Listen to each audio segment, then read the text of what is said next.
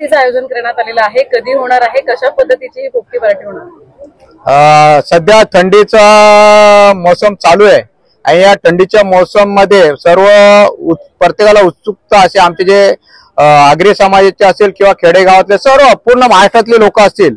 आपल्या या महाराष्ट्रामध्ये आपली एक संस्कृती आहे, हुरडा पार्टी, पोपटी पार्टी। तर या आमच्या कोकण विभागामध्ये पोपटीला जास्त महत्व दिलं असतं। पोपटी पार्टीचं महत्व तुम्हाला सांगतो, या थंडीच्या दिवसामध्ये आमच्या समाजाचे किंवा इतर कोकणी समाजाचे सर्व लोक असतील ते लोक एक मटका घेतात।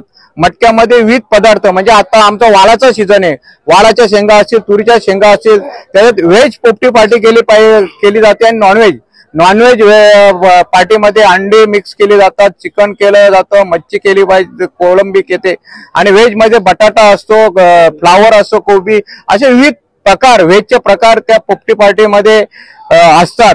आणि जशी हुरडा पार्टी असते तशीच ही कोकणची एक पोपटी पार्टी म्हणून आम्ही 25 डिसेंबरला नाताळ आहे आणि नाताळच्या दिवशी आमच्या आगरी महोत्सव आम्ही या ठिकाणी आयोजित केलेला आहे।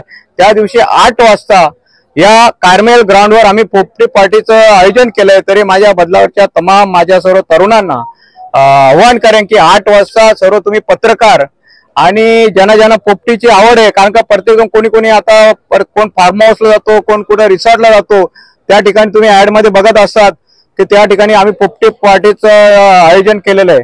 तर आम्ही हुरडा पार्टी प्रमाणे यावर्षी या ग्राउंडवर आगरी महोत्सवानिमित्त पोपटी पार्टीचं सुद्धा 25 तारखेला आयोजन केलेलं आहे। मी माझ्या सर्व आगरी बांधवांना किंवा आमचे जे मित्रमंडळी असेल, ज्यांना कोणा पोपटी खायची असेल त्यांनी या ठिकाणी आम्ही 1000 लोकांची पोपटी या ठिकाणी त्या दिवशी बनवणार आहोत आणि त्या पोपटीचा आस्वाद घेण्यासाठी आपण सर्व पत्रकार आणि सर्व माझे मित्रमंडळी या ठिकाणी यावं असं मी त्यांना आवाहन करतो।